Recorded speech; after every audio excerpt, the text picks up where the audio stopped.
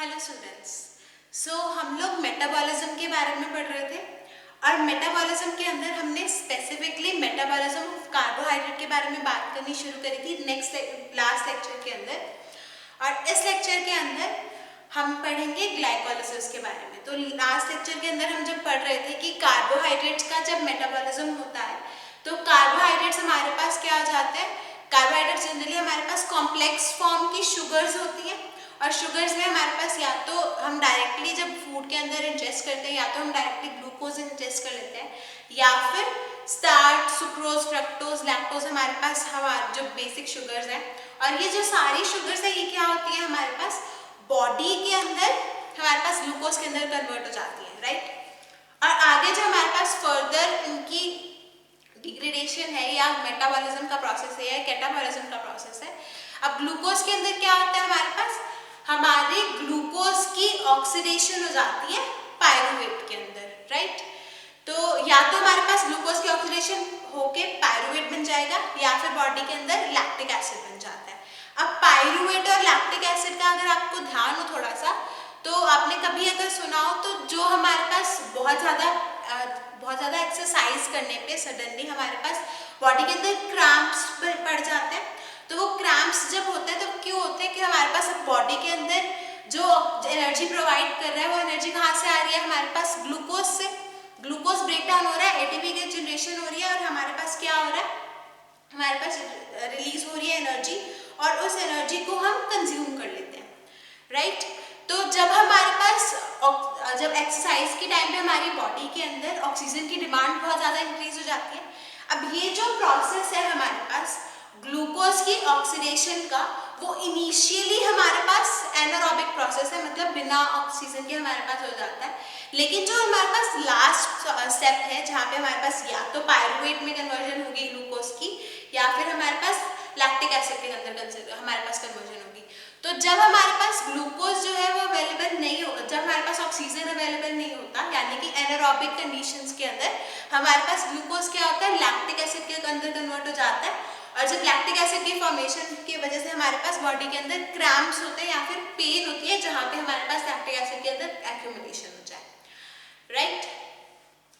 तो अभी हमारे पास इसकी जो ग्लूकोज की ऑक्सीडेशन का प्रोसेस है हमने पढ़ा था कि या तो ये जो प्रोसेस है या तो ये ग्लाइकोलाइसिस साइकिल से होगा या फिर हमारे पास ग्लूकोज की ऑक्सीडेशन एचएमपी शंट के थ्रू होगी। तो इस लेक्चर के अंदर हम सबसे पहले पढ़ेंगे ग्लाइकोलाइसिस के बारे में कि हमारे पास जो हमारा एम्बेडन-मेयरहोफ पाथवे है उसके थ्रू हमारे पास ग्लूकोज की जो ग्लाइकोलाइसिस का प्रोसेस है या ऑक्सीडेशन का प्रोसेस है वो कैसे होता है। तो अब जो प्रोसेस है the oxidation of glucose into pyruvate और लैक्टेट इज कॉल्ड ग्लाइकोलाइसिस। अब ये जो प्रोसेस है इसको हम एम्बेडन-मेयरहोफ भी प्रोसेस बोलते हैं। अब जो ग्लाइकोलाइसिस है ये हमारे पास एनारोबिक फेज है हमारी कार्बोहाइड्रेट मेटाबॉलिज्म का। अब जितनी भी हमारे पास एंजाइम्स रिक्वायर्ड होते हैं हम जो ये प्रोसेस के बारे में डिटेल में पढ़ेंगे तो इस प्रोसेस के अंदर जितनी भी हमारे पास एंजाइम्स के बारे में पढ़ेंगे ये सारी जो एंजाइम है ये हमारे पास एक्स्ट्रा माइटोकॉन्ड्रियल एरिया में हमारे पास जो फ्रैक्शन होता है extra mitochondrial fraction of cell जो होता है वहाँ पे हमारे पास ये सारी एंजाइम्स प्रेजेंट होती हैं यानी कि माइटोकॉन्ड्रिया के अराउंड हमारे पास ये जो सारी एंजाइम्स है ये अवेलेबल होती हैं। तो अब सबसे पहला जो हमारे पास रिएक्शन आता है in the case of glycolysis in the oxidation of glucose to form lactate और पायरूवेट हमारे पास सबसे पहला जो रिएक्शन है दैट इज ग्लूकोज की कन्वर्जन हो जाती है हमारे पास ग्लूकोज 6 फॉस्फेट के अंदर। तो अब ग्लूकोज 6 फॉस्फेट के अंदर हमारे पास क्या हो रही है ऑक्सीडेशन। अब इसमें क्या हो क्या रहा है अगर हम इसको थोड़ा सा देखने की कोशिश करें तो ग्लूकोज के साथ एक फॉस्फेट ग्रुप अटैच हो रहा है 6th पोजीशन पे, राइट। ग्लूकोज के साथ हमारे पास 6th पोजीशन पे एक फॉस्फेट ग्रुप अटैच हो रहा है। तो अब इसमें जो हमारे पास एंजाइम जो रिस्पॉन्सिबल होती है ग्लूकोज 6 फॉस्फेट के कन्वर्जन के अंदर that enzyme is known as hexokinase. अब जहां पे भी हमारे पास एंजाइम के अंदर काइनेज वर्ड आ जाता है, ये जो काइनेज वर्ड होता है ये जनरली हमारे पास रिस्पॉन्सिबल होता है फॉर द ये हमारे पास इंडिकेट करता है कि कहीं पे तो फॉस्फेट के साथ रिएक्शन हुआ है, ठीक है। अब ये जो ग्लूकोज के साथ फॉस्फेट जो ग्रुप अटैच हो रहा है, अब ये फॉस्फेट आ कहाँ से रहा है हमारे पास? हमारे पास यहाँ पे क्या होता है, एक एटीपी की कंजम्पशन हो जाती है। एटीपी हमारे पास कन्वर्ट हो जाता है एडीपी में। एटीपी क्या होता है हमारे पास? एडिनोसिन ट्राइफॉस्फेट, यानी कि 3 फॉस्फेट ग्रुप्स होते हैं एडिनोसिन के साथ, और वो हमारे पास एटीपी बनाते हैं। और यहाँ पे जब एटीपी हमारे पास एडीपी में कन्वर्ट होता है तो वो क्या बनाता है हमारे पास? Adenosine diphosphate. तो एक जो फॉस्फेट ग्रुप है वो एटीपी से हमारे पास रिमूव होकर कहाँ अटैच जाता है? ग्लूकोज के साथ। सो अब हमारे पास ये जो प्रोसेस है, इस रिएक्शन के लिए हमारे पास मैग्नीशियम आयंस की प्रेजेंस इंपॉर्टेंट है। सो मैग्नीशियम आयन हमारे पास नेसेसरी है, मतलब ये एज अ हमारे पास कोफैक्टर वर्क करते हैं फॉर द एंजाइम हेक्सोकाइनेज। अब उसके अलावा अब ये जो रिएक्शन है हमारे पास ग्लूकोज की, ग्लूकोज 6 फॉस्फेट के अंदर जो कन्वर्जन हो रही है, ये रिएक्शन हमारे पास लिवर के अंदर या फिर मसल्स के अंदर होती है, और ये जो रिएक्शन है ये हमारे पास इरिवर्सिबल रिएक्शन है। अब इसके बाद जो हमारे पास रिएक्शन होती है दैट इज ग्लूकोज 6 फॉस्फेट की कन्वर्जन फ्रक्टोज 6 फॉस्फेट के अंदर। तो ग्लूकोज 6 फॉस्फेट जो है वो हमारे पास फ्रक्टोज 6 फॉस्फेट के अंदर कन्वर्ट हो जाएगा। अब ग्लूकोज, जब आप कार्बोहाइड्रेट चैप्टर रिकॉल करने की कोशिश करो तो ग्लूकोज भी हमारे पास 6 कार्बन हमारे पास शुगर होती है, फ्रक्टोज भी। सिर्फ इनके अंदर हमारे पास फर्क किसका होता है? हमारे पास इनके पोजीशंस के अंदर फर्क होता है, राइट, और टाइप ऑफ शुगर्स के अंदर फर्क होता है, अल्डोलेज और कीटोलेज शुगर्स का फर्क होता है। अब हमारे पास जो ग्लूकोज 6 फॉस्फेट है वो फ्रक्टोज 6 फॉस्फेट के अंदर कन्वर्ट होती है फॉस्फोहेक्सोज आइसोमरेज एंजाइम की हेल्प से। यानी कि बेसिकली हमारे पास क्या होता है, अब ग्लूकोज और फ्रक्टोज एक दूसरे के हमारे पास क्या है? आइसोमर्स है। तो हमारे पास एक आइसोमरेज एंजाइम रिक्वायर्ड होती है for the conversion of glucose 6 phosphate to fructose 6 phosphate. तो अब जो नेक्स्ट हमारे पास स्टेप आता है दैट इज कन्वर्जन ऑफ, जो फ्रक्टोज 6 फॉस्फेट है इसकी कन्वर्जन हो जाती है हमारे पास फ्रक्टोज 1,6 डाइफॉस्फेट। अब हो क्या रहा है हमारे पास? फ्रक्टोज 6 फॉस्फेट है, फ्रक्टोज 6 फॉस्फेट के अंदर एक और फॉस्फेट ग्रुप ऐड हो रहा है और हमारे पास क्या बन रहा है? Fructose 1,6 diphosphate. अब ये जो स्टेप है इसके अंदर भी क्या होता है हमारे पास? एटीपी जो है उसकी एटीपी की कन्वर्जन होती है हमारे पास एटीपी के अंदर, और जिसके हेल्प से हमारे पास ये जो, अब इसमें एक फॉस्फेट था फ्रक्टोज 6 फॉस्फेट में, फ्रक्टोज 1,6 डाइफॉस्फेट में हमारे पास 1 और 6 पोजीशन पे फ्रक्टोज की 2 फॉस्फेट्स हैं। तो हमारे पास जो दूसरा फॉस्फेट है वो कहाँ से आता है? एटीपी जो है वो हमारे पास फॉस्फेट सप्लाई करता है। अब इस रिएक्शन के अंदर हमारे पास कौन सी एंजाइम रिस्पॉन्सिबल होती है? फॉस्फोफ्रक्टोकाइनेज। So the enzyme that is responsible for this step is phosphofructokinase। तो अभी हमने डिस्कस करा था कि जो ये हमारे पास प्रोसेस है, जिसके अब ये जो ग्लूकोज से ग्लूकोज 6 फॉस्फेट बन रहा है तो हमारे पास फॉस्फेट ग्रुप ऐड हो रहा है, तो हमारे पास क्या हो रहा है? एंजाइम जो है उसके वो एंजाइम के अंदर हमारे पास काइनेज वर्ड आ रहा है। काइनेज जो वर्ड है वो इंडिकेट करता है हमारे पास फॉस्फेट की सप्लाई, और वैसे ही हमारे पास फ्रक्टोज 6 फॉस्फेट से फ्रक्टोज 1,6 डाइफॉस्फेट बन रहा है। इसके अंदर भी हमारे पास कौन सी एंजाइम कंज्यूम हो रही है? काइनेज। यहाँ पे हमारे पास हेक्सोकाइनेज एंजाइम है, यहाँ पे हमारे पास फॉस्फोफ्रक्टोकाइनेज एंजाइम है। अब जो ये प्रोसेस है फ्रक्टोज 6 फॉस्फेट से फ्रक्टोज 1,6 डाइफॉस्फेट का, ये जो प्रोसेस है ये हमारे पास रेट लिमिटिंग स्टेप होता है। हमारे पास मतलब जो स्लोएस्ट स्टेप होता है, जो हमारे पास पूरे सारे रिएक्शन की हमारे पास रेट को या फिर स्पीड को डिटरमाइन करता है, वो होता है हमारे पास रेट लिमिटिंग स्टेप। और in the case of glycolysis हमारे पास फ्रक्टोज 6 फॉस्फेट का कन्वर्जन फ्रक्टोज 1,6 डाइफॉस्फेट के अंदर रेट लिमिटिंग स्टेप होता है, और इसके अंदर हमारे पास जो एंजाइम रिस्पॉन्सिबल होती है दैट इज फॉस्फोफ्रक्टोकाइनेज।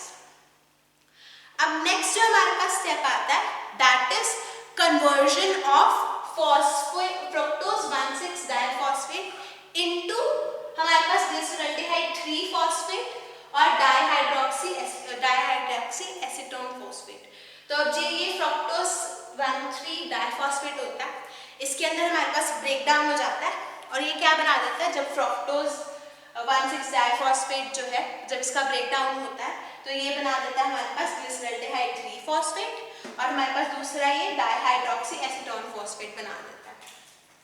तो जब हमारे पास ये ब्रेक डाउन होता है, ये इस ब्रेक डाउन के अंदर हमारे पास जो एंजाइम रिस्पॉन्सिबल होती है दैट इज अल्डोलेज।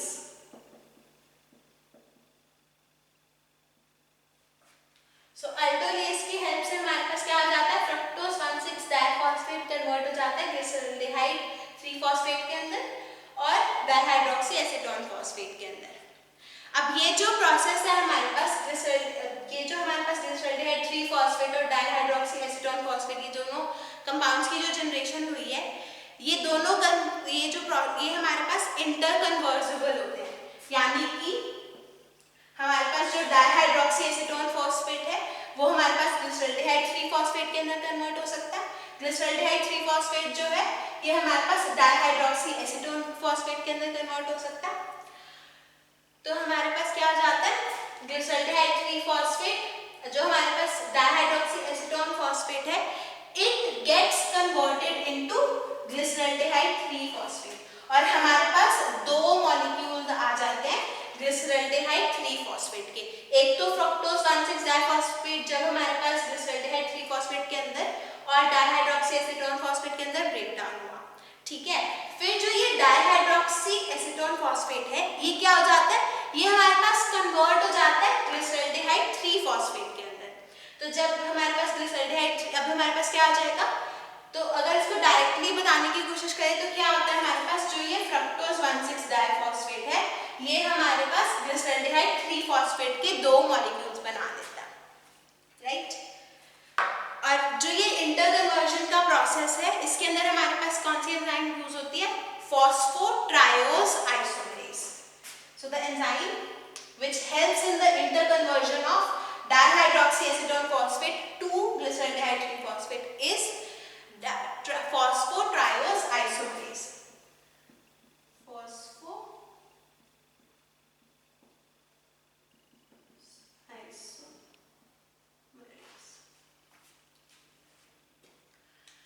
So, अब हमारे पास जब दो मॉलिक्यूल्स की जनरेशन हो जाती है, दो ग्लिसरल्डिहाइड 3 फॉस्फेट की हमारे पास जनरेशन हो जाती है, तब हमारे पास क्या होता है, ग्लिसरल्डिहाइड 3 फॉस्फेट हमारे पास फर्दर कन्वर्ट हो जाता है 1,3 डाइफॉस्फोग्लिसरेट के अंदर। अब ये जो प्रोसेस होता है हमारे पास, ये हमारे पास कैटालाइज होता है डीहाइड्रोजनेज एंजाइम से, यानी कि ग्लिसरल्डिहाइड 3 फॉस्फेट डिहाइड्रोजनेज एक एंजाइम रिस्पॉन्सिबल होती है for the conversion of glyceraldehyde 3 phosphate into 1,3 डाइफॉस्फोग्लिसरेट।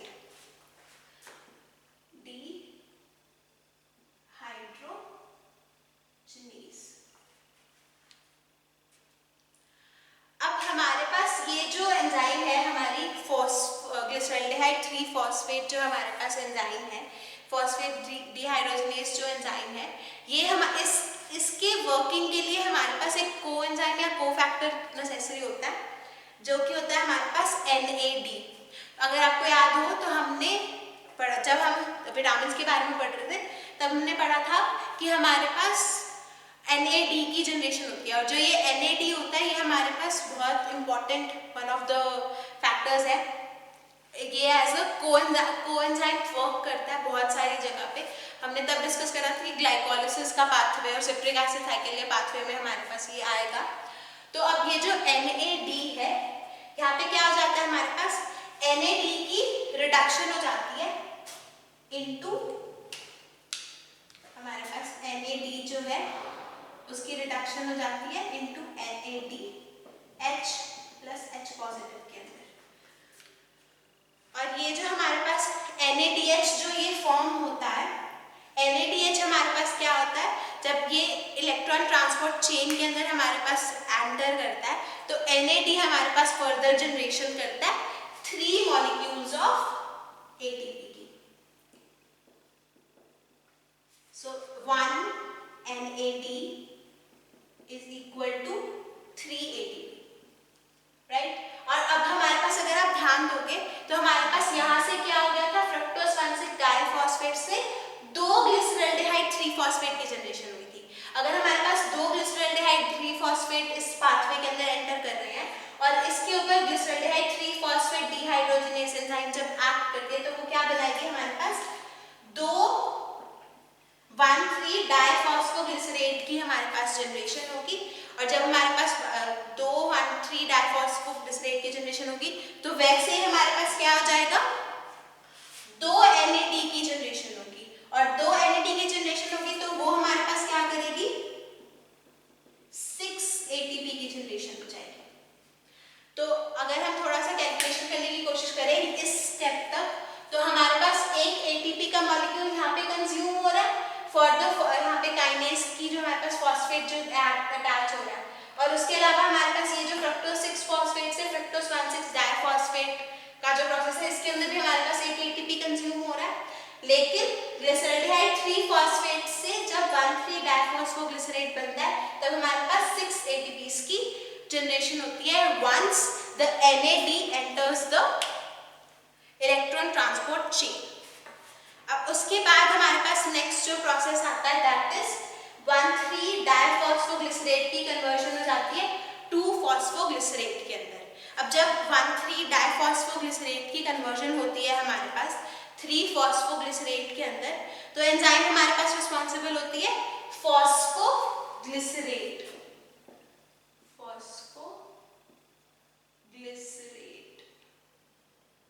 Phosphoglycerate kinase. अब यहाँ पे भी हमारे पास क्या हो रहा है, डाइफॉस्फो से हमारे पास 1-फॉस्फो के अंदर जा रहा है तो एक फॉस्फेट ग्रुप जो है वो रिमूव हो रहा है, तो एंजाइम हमारे पास कौन सी यूज हो रही है, काइनेज एंजाइम यूज हो रही है।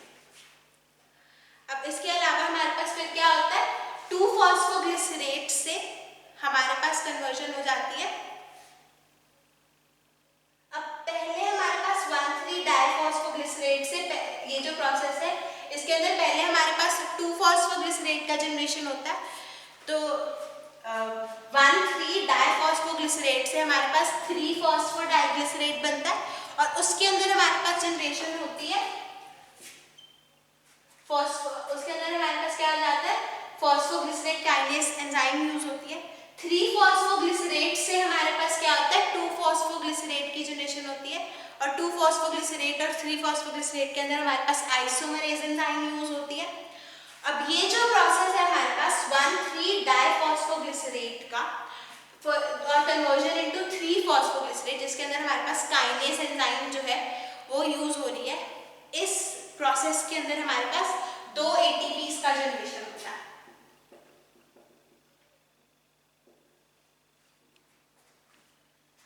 अब नेक्स्ट हमारे पास जो हमारे पास 3-फॉस्फोग्लिसरेट से 2-फॉस्फोग्लिसरेट की जनरेशन हमारे पास बायो ट्रांसफॉर्मेशन होती है, तब हमारे पास एंजाइम रिक्वायर्ड होती है फॉस्फोग्लिसरेट म्यूटेज।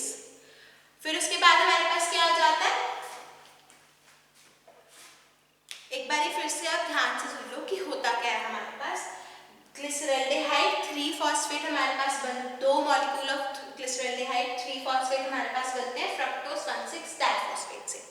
ओके, अब जब हमारे पास दो मॉलिक्यूल्स की जनरेशन हो जाती है ग्लिसरॉल्डिहाइड 3-फॉस्फेट के, तो उसके अंदर क्या हो जाता है, हमारे पास फर्दर एक एंजाइम की हेल्प से ग्लिसराइड 3-फॉस्फेट डिहाइड्रोजनेज एंजाइम की हेल्प से हमारे पास क्या हो जाता है, 1,3 डाइफॉस्फोग्लिसरेट की जनरेशन हो जाती है। अब ये जो 1,3 डाइफॉस्फोग्लिसरेट की जो हमारे पास जनरेशन होती है, इसके अंदर हमारे पास क्या होता है, इस एंजाइम को NAD कोएंजाइम की हमारे पास या फिर एक फैक्टर की हमारे पास नीड होती है, जिसके अंदर हमारे पास क्या होता है, NAD की रिडक्शन हो जाती है, NADH प्लस H पॉजिटिव हमारे पास जनरेशन हो जाती है। और ये जो NAD होता है ये हमारे पास क्या बनाता है, 1 NAD is equal to 3 ATP। तो यहाँ पे 2 NAD की जनरेशन NADH की जनरेशन होती है, तो हमारे पास टोटल 6 ATP की फॉर्मेशन हो जाती है। अब फिर उसके बाद क्या होता है, 1,3 डाइफॉस्फोग्लिसरेट जो है इसकी कन्वर्जन हो जाती है हमारे पास 3-फॉस्फोग्लिसरेट। 1,3 डाइफॉस्फोग्लिसरेट से हमारे पास क्या बन जाता है, 3-फॉस्फोग्लिसरेट। अब ये जो 3-फॉस्फोग्लिसरेट बनता है हमारे पास, इसके अंदर जो एंजाइम यूज होती है दैट इज फॉस्फोग्लिसरेट काइनेज। अब फॉस्फोग्लिसरेट काइनेज की हेल्प से जब हमारे पास 3-फॉस्फोग्लिसरेट बना तब हमारे पास क्या होता है, 2 ATPs की जनरेशन होती है। अब जब 2 ATP फॉस्फोग्लिसरेट जो है ये हमारे पास कन्वर्ट हो जाता है, इंटरमीडिएट स्टेप है 2-फॉस्फोग्लिसरेट के अंदर। 3-फॉस्फोग्लिसरेट हमारे पास 2-फॉस्फोग्लिसरेट के अंदर फर्क होता है। अब इसमें क्या हो जाता है, ग्लिसरेट जो मॉलिक्यूल है उसके अंदर हमारे पास 3 पे फॉस्फेट था पहले, फिर हमारे पास 2 सेकंड पोजीशन पे चला जाता है। तो बेसिकली हमारे पास क्या हो रही है, म्यूटेशन हो रही है या फिर हमारे पास आइसोमरेशन हो रही है।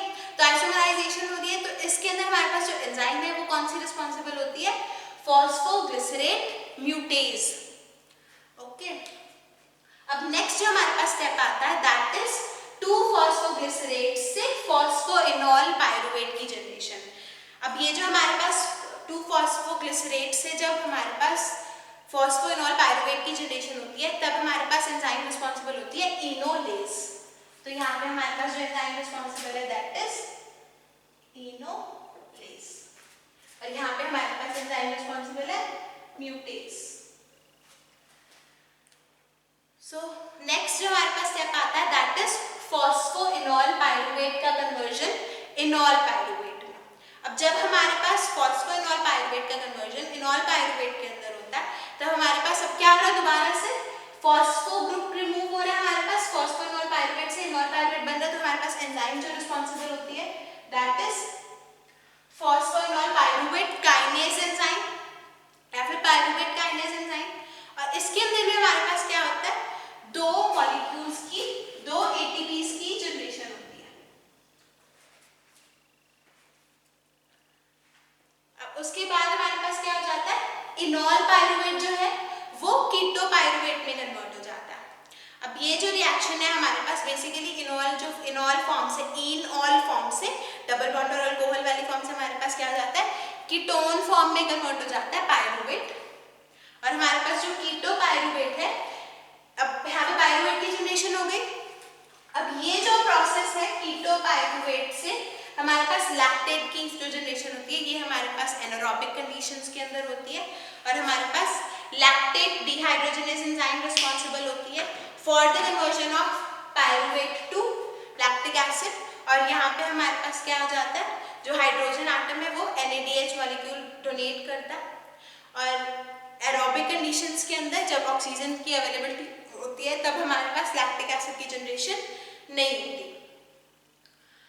सो ये था आपका ग्लाइकोलाइसिस का पूरा हमारे पास जो साइकिल है, जिससे में हमारे पास क्या होता है, ग्लूकोज से कीटो पायरुवेट और या फिर लैक्टेट या लैक्टिक एसिड की जनरेशन हो जाती है।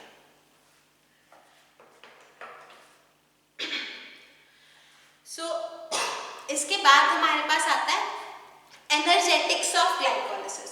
अब एनर्जेटिक्स ऑफ ग्लाइकोलाइसिस हमारे पास क्या होता है कि टोटल हमारे पास कितना एटीपीज की जनरेशन होती है इन 1 साइकिल ऑफ हमारे पास ग्लाइकोलाइसिस। तो अगर कैलकुलेट हम कैसे करेंगे कि हमारे पास यहाँ पे 6 एटीपीज की जनरेशन हो रही है ग्लिसरॉल्डिहाइड 3-फॉस्फेट से 1,6-डाइफॉस्फोग्लिसरेट की कन्वर्जन के अंदर। उसके बाद हमारे पास 2 एटीपीज की जनरेशन हो रही है 1,3-डाइफॉस्फोग्लिसरेट से जब 3-फॉस्फोग्लिसरेट बनता है, और 2 एटीपीज की हमारे पास जनरेशन होती है जब हमारे पास फॉस्फोइनॉल पायरुवेट से इनॉल पायरुवेट बनता है। तो हमारे पास जो टोटल गेन हो रहा है एटीपीज का दैट इज 10 मॉलिक्यूल्स के 10 एटीपी मॉलिक्यूल्स हमारे पास जनरेशन है, 6 यहाँ पे, 2 यहाँ पे और 2 यहाँ पे। तो टोटल 10 एटीपीज जो है वो हमारे पास जनरेट हो रहे हैं।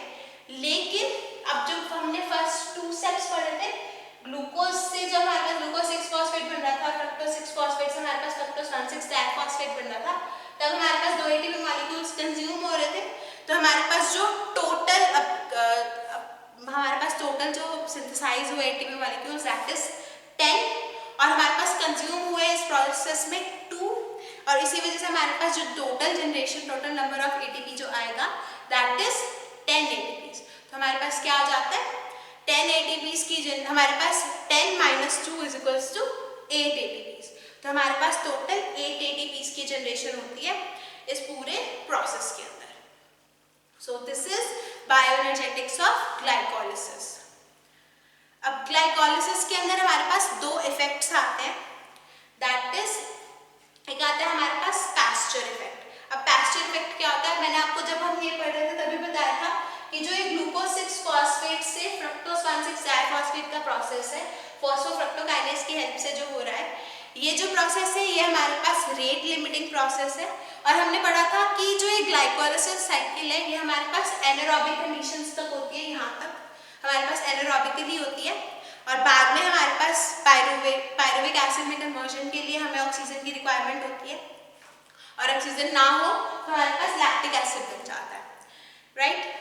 तो हमारे पास पैस्चर इफेक्ट क्या होता है कि हम इस रेट लिमिटिंग स्टेप जो है फॉस्फोफ्रक्टोकाइनेज वाला, इस स्टेप को हम फर्दर हमारे पास इनहिबिट कर सकते हैं with the help of ATP, या फिर हमारे पास सिट्रेट की हेल्प से, या फिर हमारे पास ऑक्सीजन की हेल्प से हम इसको फर्दर स्लो डाउन कर सकते हैं। और ये जो इफेक्ट है that is known as Pasteur effect. उसके अलावा हमारे पास नेक्स्ट इफेक्ट आता है that is Crabtree effect. अब कार्ब ट्री इफेक्ट क्या होता है हमारे पास, जब ग्लूकोज की हाई कंसंट्रेशन होती है तब हमारे पास जो सेलुलर रेस्पिरेशन है वो इनहिबिट हो जाती है, क्योंकि हमारे पास इनऑर्गेनिक, अब हमारे पास यहाँ पे फॉस्फेट की यूज हो रहा है हमारे पास ऑक्सीडेशन के अंदर, ग्लूकोज के अंदर से जब ग्लूकोज 6 फॉस्फेट बन रहा है तब हमारे पास फॉस्फेट यूज हो रहा है, यहाँ पे हमारे पास फॉस्फेट यूज हो रहा है। और एटीपी की जनरेशन के अंदर हमारे पास फॉस्फेट यूज हो रहा है, एनएडी की जनरेशन के अंदर हमारे पास इलेक्ट्रॉन ट्रांसपोर्ट चेन के अंदर हमारे पास फॉस्फेट यूज होगा। तो इनऑर्गेनिक फॉस्फेट के लिए हमारे पास क्या हो जाता है, कंपटीशन हो जाती है बिटवीन ग्लाइकोलाइसिस एंड रेस्पिरेशन का प्रोसेस। और इस वजह से ग्लूकोज की हाई कंसंट्रेशन के अंदर हमारे पास सेलुलर रेस्पिरेशन के साथ कंपटीशन होता है और हमारे पास इनहिबिट हो जाती है सेलुलर रेस्पिरेशन। इसी वजह से हम इस इफेक्ट को हम बोलते हैं Crabtree effect. So this was all about glycolysis. Glycolysis का जो प्रोसेस है that is conversion of glucose to pyruvic acid और लैक्टिक एसिड। अब हमने जब मेटाबॉलिज्म ऑफ कार्बोहाइड्रेट्स पढ़ा था तब हमने पढ़ा था कि फर्स्ट स्टेप तो है ऑक्सीडेशन ऑफ ग्लूकोज। अब सेकेंड स्टेप होता है हमारे पास पायरुवेट का एसिटाइल कोएंजाइम ए में कन्वर्जन। तो पायरुवेट का एसिटाइल कोएंजाइम ए में जो कन्वर्जन है वो हम नेक्स्ट क्लास में पढ़ेंगे। Thank you.